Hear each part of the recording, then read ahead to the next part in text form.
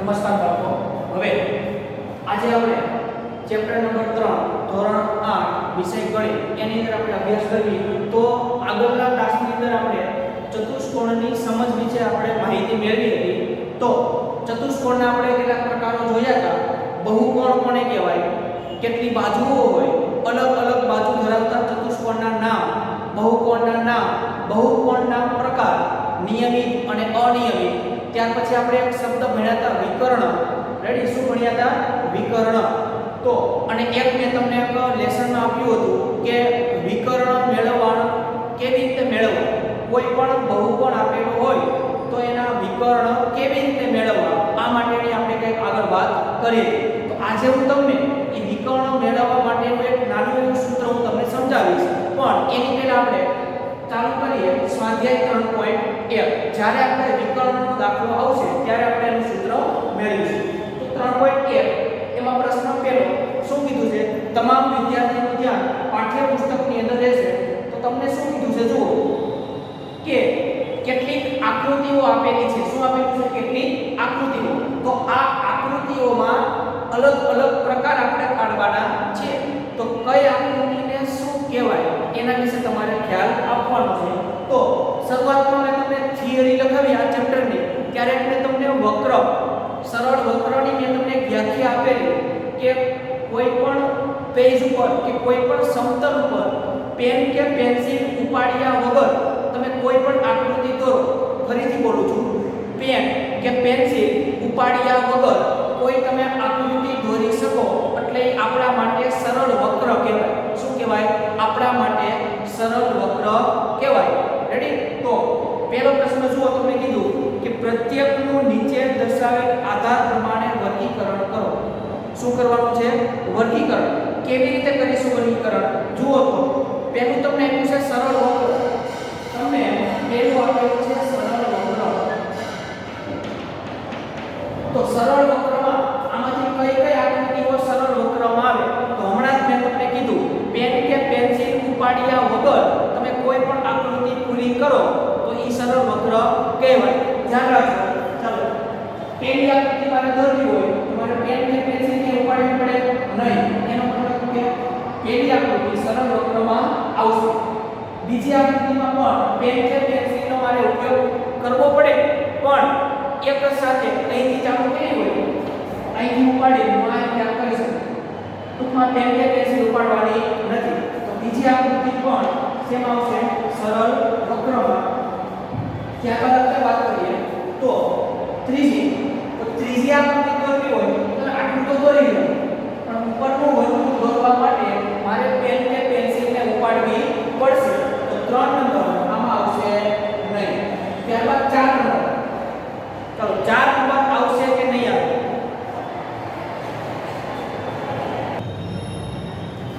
તો ચોથા નંબરની તમે આકૃતિમાં જોશો તો તમને ખબર હોય તો આપણે આગળના ધોરણમાં અથવા તો કોઈ પણ જગ્યાએ તમે રમતા હોય તો આપણે ઘણીવાર કહેતા હોય કે પેન કે પેન્સિલ ઉપાડ્યા વગર કોઈ પણ આકૃતિ આપણે દોરી શકીએ કે ના દોરી શકીએ.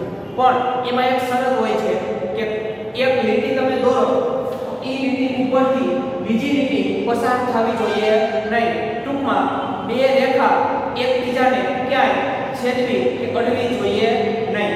તો એને પણ સરળ વક્ર કહેવાય. જો સ્ટાર મારે દોરવો હોય, ચોથા નંબરની આકૃતિ મારે સ્ટાર દોરવો હોય તો આટલું તો હું દોરી શકીશ, પણ અહીંથી આમ કરીશ તો આ લીટીને છેદશે, ભેગી થશે. ટૂંકમાં બે લીટી એકબીજાને અડે છે, માટે એટલા માટે આને સરળ વક્ર કહેવાય નહીં. તો હવે તમને ખબર પડી હશે કે 4 નંબર સરળ વક્રમાં આવે નહીં. 5 નંબર જુઓ તો 5 નંબરની આકૃતિ મારે દોરવી હોય અહીંથી ચાલુ કરી તો અહીંથી આમ દોરી શકું. તો આમાં પેન કે પેન્સિલ ઉપાડ્યા વગર હું આકૃતિ દોરી શકું છું, એટલા માટે 5 નંબર સરળ વક્રમાં આવશે. ત્યારબાદ જુઓ 6 નંબર. તો 6 નંબર પણ દોરી શકાય, કારણ કે અહીંથી ચાલુ કરો એટલે આ રીતે આમ દોરી શકો. એટલે આપણે કેટલા નંબર વાત કરીશું? 6 નંબર. 7 નંબર દોરી શકાય કે ના દોરી શકાય? જુઓ તો હવે એ તમારે નિર્ણય લેવાનો કે 7 નંબર આવે કે ના આવે. ટ્રાય કરો. તો આ રીતે આમ કરશો તો અહીંથી આમ થઈ જશે. તો આ પણ કેમ આવશે? સરળ વક્રમાં આવશે. 8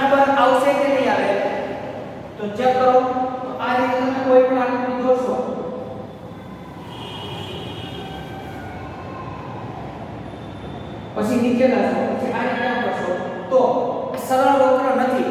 શું કામ નથી? એનું કારણ તમારે મને આપવાનો છે.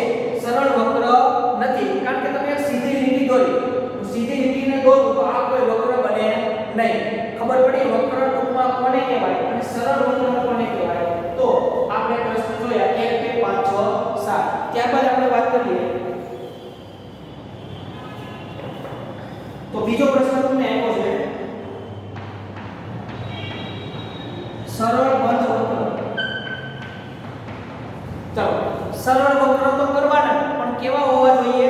બંધ હોવા જોઈએ, કે કોઈ બાજુથી ખુલ્લા હોવા જોઈએ નહીં. ચાલો આની વાત કરીએ. ચાલો ફરતી બાજુથી પેર છે એનો મતલબ એવો કે આ સરળ બંધ વક્ર છે. ચાલો બીજા નંબરની આકૃતિ પણ બંધ છે એટલે આ પણ સરળ બંધ વક્ર છે. ચાલો ત્રણ તો બંધ છે. ત્રીજા નંબરની આકૃતિ બંધ છે પરંતુ સરળ વક્ર નથી, એટલા માટે 3 નંબર આવશે નહીં. 4 પણ આવશે નહીં. શું કામ નહીં આવે? કારણ કે 4 નંબરની આકૃતિ સરળ વક્ર નથી. 5 નંબરની છે એ પણ આવશે, 6 નંબરની પણ આવશે, ચાલો 7 નંબરની પણ આવશે. તો આમાં કઈ આકૃતિ આવશે? નહીં આવે. તો 3 નંબર, 4 નંબર અને 8 નંબર આ આકૃતિ આમાં આવશે નહીં. ત્યારબાદ આપણે જોઈએ તો ત્યારબાદ આપણું હતું સી. તો શું આવે છે? સી બહુકોણ. ચાલો બહુકોણ વ્યવસ્થિત બોર્ડમાં દેખાતું હશે બધાને.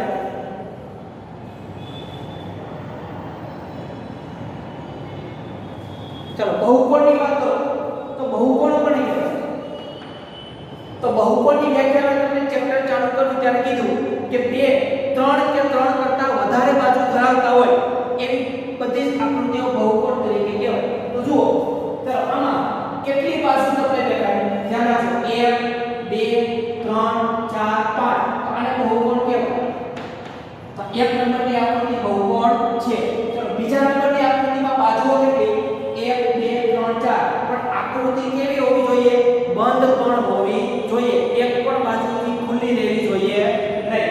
તો બીજા નંબરની આકૃતિ પણ શેમાં આવશે? બહુકોણ. ચલો ત્રીજા નંબરની આકૃતિ બહુકોણ કહેવાય નહીં કારણ કે આખો ગોળાઈવાળો ભાગ છે, એક પણ બાજુ નથી. એટલે આ નંબરની આકૃતિ બહુકોણમાં આવે નહીં. 4 નંબરની આકૃતિ પણ આવશે નહીં. શું કામ નહીં આવે? કારણ કે બાજુઓ જુઓ અને આકૃતિ પણ સરળ વક્ર જેવી નથી. 5મા નંબરની આકૃતિ સરળ બંધ વક્ર છે પણ બહુકોણ નથી. શું કામ નથી? કારણ કે ગોળાઈવાળો ભાગ છે, વર્તુળવાળો ભાગ હોવાથી બહુકોણમાં આવે નહીં. વર્તુળ એ બહુકોણમાં આવતું નથી. ચાલો 6થા નંબરની આકૃતિ પણ ગોળાઈવાળી છે એટલા માટે એ પણ બહુકોણની અંદર આવશે નહીં. 7 અને 8 એ પણ આવશે નહીં. 7મા જો 7મી આકૃતિમાં 2 બાજુઓ છે પણ માથે ગોળાઈ છે. ગોળાઈ હોવાને લીધે બહુકોણમાં આવશે નહીં. છેલ્લી આકૃતિ તો આવશે જ નહીં કારણ કે આખી આકૃતિ આપી અલગ છે. ત્યાર પછી તમને એમ છે તો આમાં કેટલા નંબર આવ્યા? 2 જ આકૃતિ એવી છે, 8માંથી 2 જ આકૃતિ એવી છે કે જે બહુકોણ છે. ત્યારબાદ આપણે વાત કરીએ ડી કે બહિર્મુખ બહુકોણ કેવો? ચાલો બહિર્મુખ બહુકોણ. તો મેં તમને વાત કરેલી કે બહુકોણના 2 પ્રકાર, બહિર્મુખ અને અંતર્મુખ. તો યાદ રાખજો, બહિર્મુખ બહુકોણ એટલે જેની બાજુઓ અથવા તો જેના વિકર્ણ બહારની તરફ હોય. ધ્યાન રાખજો. ચાલો પહેલી આકૃતિ તમને જોતા ખબર પડી જાય કે પહેલી આકૃતિમાં જો આપણી બાજુ ક્યાં આવે છે? અંદર આવે છે. એટલા માટે આ આકૃતિ બહુકોણ, બહિર્મુખ બહુકોણ નથી. આ જુઓ આમ બધી બાજુ ક્યાં છે? બહાર. એનો મતલબ કે આ બીજા નંબરની આકૃતિ બહિર્મુખ બહુકોણ છે, બાકી તો એ કોઈ નથી. હવે અને છેલ્લું તમને એક છે ઈ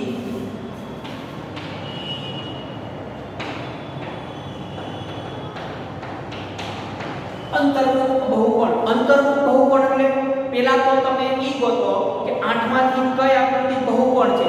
તો આપણને ખબર છે 2 જ આકૃતિ બહુકોણ છે. તો આ બહિર્મુખ છે, તો આ કેવી છે? અંતર્મુખ. અંતર્મુખ એટલે કોઈનો કોઈ પણ એક ખૂણો અંદરની તરફ હશે. તો અંતર્મુખ બહુકોણમાં કોણ આવશે? એક જ આકૃતિ આવશે. પહેલા નંબરની આકૃતિ. તો આ તમારો પ્રશ્ન પહેલો. વ્યવસ્થિત વ્યાખ્યા સમજો. સરળ વક્ર કોને કહેવાય? પેન કે પેન્સિલ ઉપાડ્યા વગર દોરવામાં આવતી સાદી આકૃતિ એને આપણે સરળ વક્ર કહેવાય. પછી આ સરળ વક્ર આવે નહીં, કારણ કે બે રેખા એકબીજાને સ્પર્શે છે, માટે એને સરળ વક્ર કહેવાય નહીં. તો આ જોયો આપણે પ્રશ્ન 1. હવે આપણે જોઈશું પ્રશ્ન 2.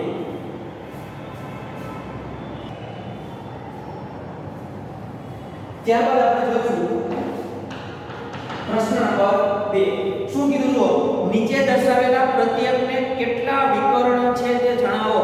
કેટલા વિકર્ણ? વિકર્ણની સંખ્યા મેળવવાની છે. તો પહેલું તમને આપ્યું છે બહિર્મુખ ચતુષ્કોણ.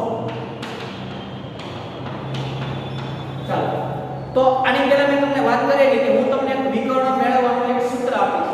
તો કયું સૂત્ર એ તમારે ધ્યાન રાખવાનું છે. તો હું પહેલા ત્યાં નથી નાખવો છે, પછી આપણે દાખલો ગણીશું. b છે નિયમની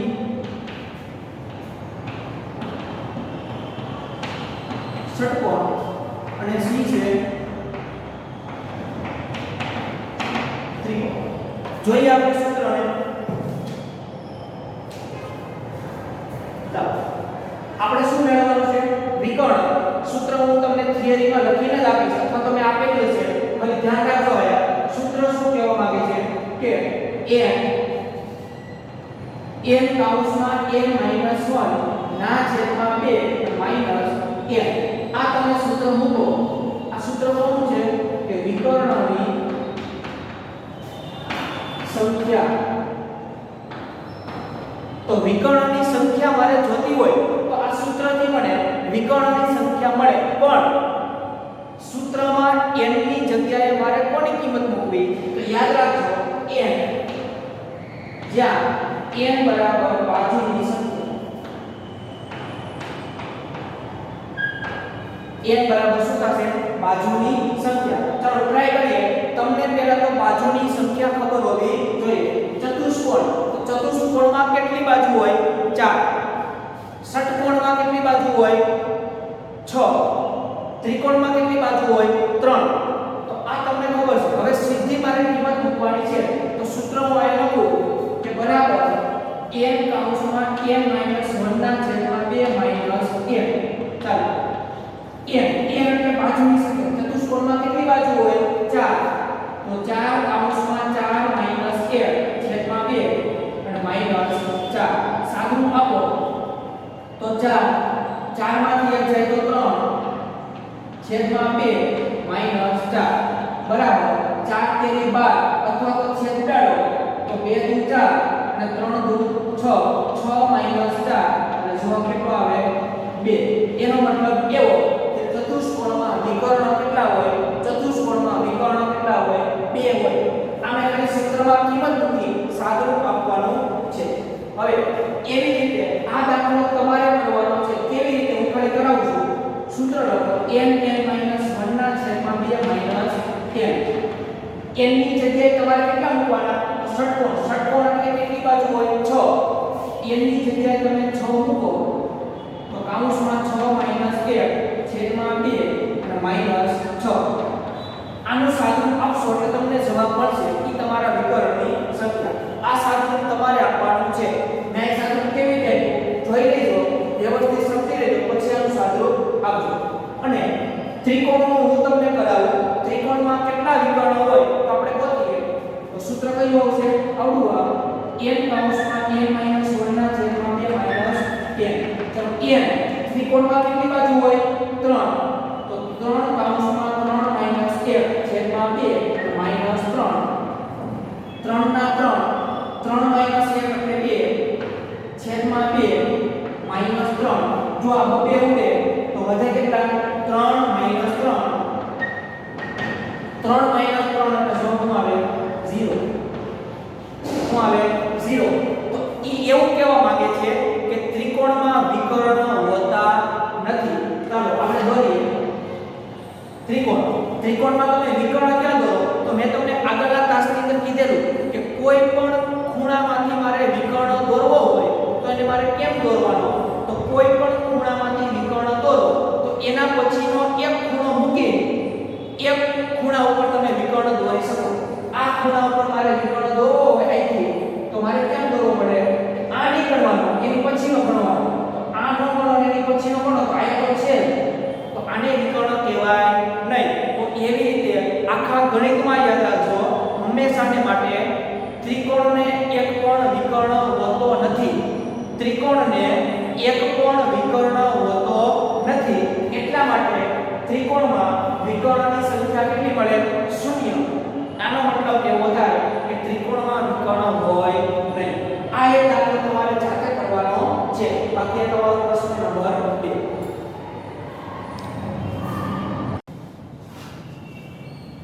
તો હવે ત્યારબાદ આપણે જોઈશું પ્રશ્ન નંબર 3. તો જો શું કીધું? બહિર્મુખ ચતુષ્કોણના ખૂણાના માપનો સરવાળો.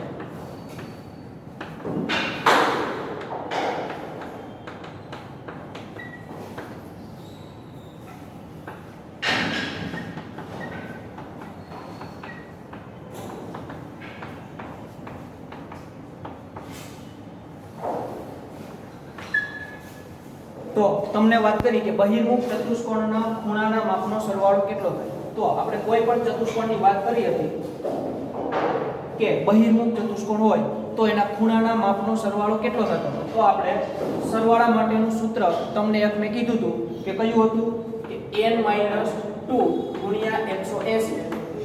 આ કોઈ પણ બહુકોણ આપેલો હોય અને ખૂણાના માપનો સરવાળો શોધવો હોય આ સૂત્રથી આપણે સરવાળો શોધી શકીએ. પંચકોણ હોય, ષષ્ઠકોણ હોય, સપ્તકોણ હોય કે અષ્ટકોણ હોય. પણ અહીં તમને માત્ર ચતુષ્કોણની જ વાત કરેલી છે. તો આપણે ચતુષ્કોણના ખૂણાનો સરવાળો શોધીએ કે ચતુષ્કોણને બાજુ કેટલી હોય? 4.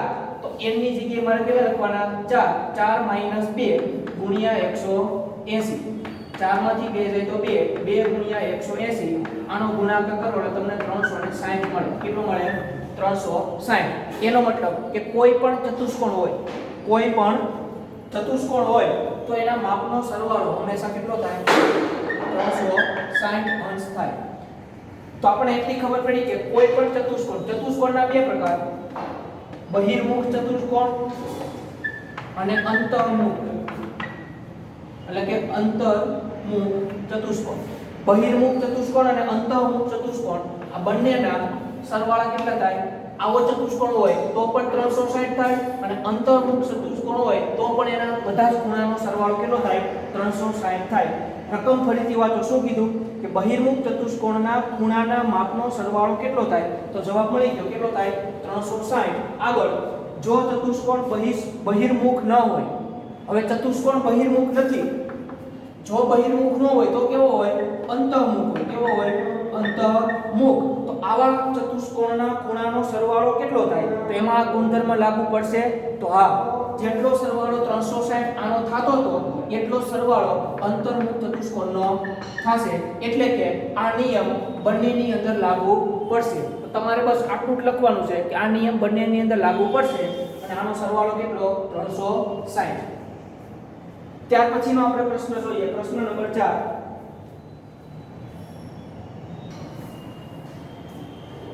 તો જુઓ પ્રશ્ન 4 માં શું કીધું? તમને સૂચના વાંચો કે નીચેનું કોષ્ટક જુઓ. તો તમને એક કોષ્ટક આપેલું, કોષ્ટકમાં તમને બે વસ્તુ આપેલી છે. એક તો આકૃતિ આપેલી છે અને નીચે એની બાજુની સંખ્યા આપેલી. શું આપેલી? બાજુની સંખ્યા અને આકૃતિ. તો પહેલી આકૃતિ તમારે શું મેળવવાનું છે કે પ્રત્યેક આકૃતિને ત્રિકોણમાં વિભાજિત કરેલ છે અને તેના પરથી ખૂણાના માપનો સરવાળો શોધેલ છે. અને પાછળ તમને એનો પ્રશ્ન આપ્યો છે કે નિમ્નલિખિત સંખ્યા દર્શાવતી બાજુઓ ધરાવતા બહુકોણના ખૂણાના માપના સરવાળા વિશે શું કહી શકાય? ટૂંકમાં તમને એવું કીધું કે જો 3 બાજુ હોય તો આનો સરવાળો કેટલો તમને નીચે આપ્યો? 180. તો આનો સરવાળો કેટલો આપ્યો? 180. 4 બાજુ હોય તો એનો સરવાળો આપણે હમણાં મેળવો 360. 5 બાજુ હોય તો આનો સરવાળો તમને કેટલો આપ્યો છે? તો હવે જુઓ, હમણાં મેં તમને એક સૂત્ર કીધું કે કોઈ પણ બહુકોણના ખૂણાના માપનો સરવાળો શોધવો હોય તો એના માટેનું આપણું આવું સૂત્ર હતું n - 2 ગુણ્યા 180. આ સૂત્ર ઉપરથી તમે કોઈ પણ બાજુ ધરાવતા બહુકોણના ખૂણાના માપનો સરવાળો શોધી શકો. તમારે n ની જગ્યાએ શું મૂકવાનું? બાજુની સંખ્યા. ચાલો આમાં કેટલી બાજુ છે? 5. આ સૂત્રમાં n ની જગ્યાએ 5 મૂકો એટલે 5 - 2 ગુણ્યા 180. 5 - 2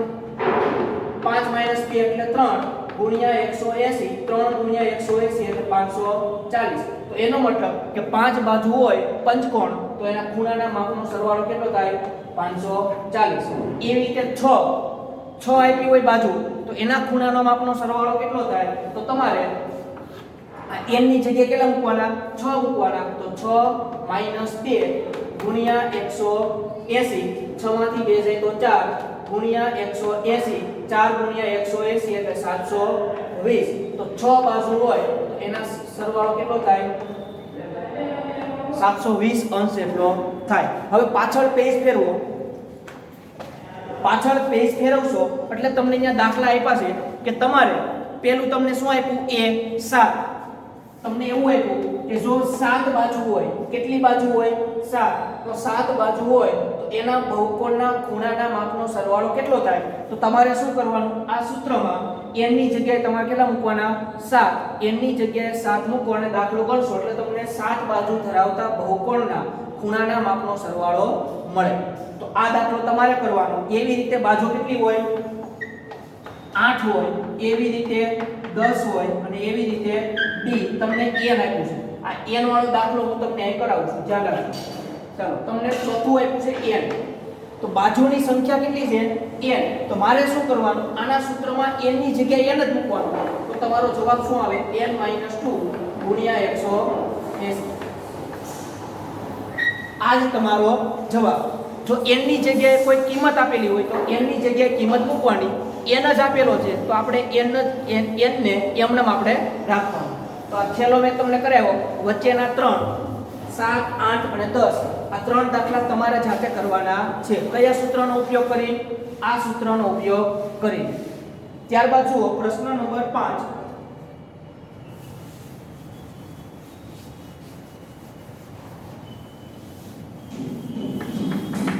શું કીધું કે નિયમિત બહુકોણ એટલે શું?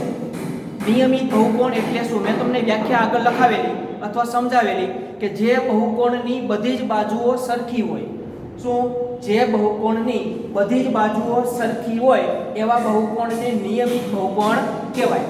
આગળ વાંચો તો આ વ્યાખ્યા તમારે લખવાની. હવે આગળ વાંચો. શું? એવા નિયમિત બહુકોણના નામ આપો.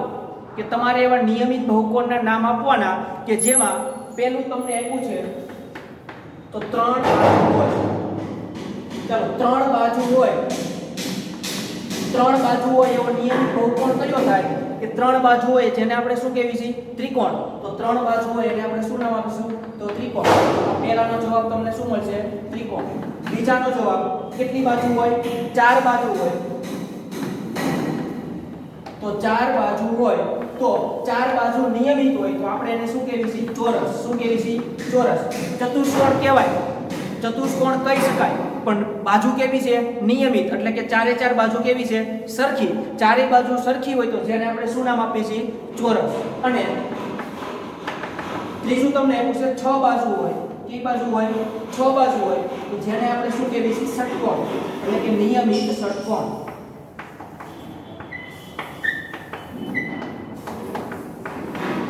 આ તમારો પ્રશ્ન નંબર 5. બસ આટલું જ કરવાનું હતું કે 3 બાજુ હોય તો એને શું નામ અપાય? 4 બાજુ હોય તો એને શું નામ અપાય? પણ પહેલા તમારે વ્યાખ્યા લખવાની. ફરીથી હું વ્યાખ્યા બોલું છું કે જે બહુકોણની બધી જ બાજુઓ સમાન હોય એવા બહુકોણને નિયમિત બહુકોણ કહેવાય. આ વાક્ય પહેલા આ વ્યાખ્યા લખી લેવાની, પછી આ 3 દાખલા લખી લેવાના. એટલે તમારો પ્રશ્ન નંબર 5. ત્યારબાદ આપણે જોઈએ પ્રશ્ન નંબર 6.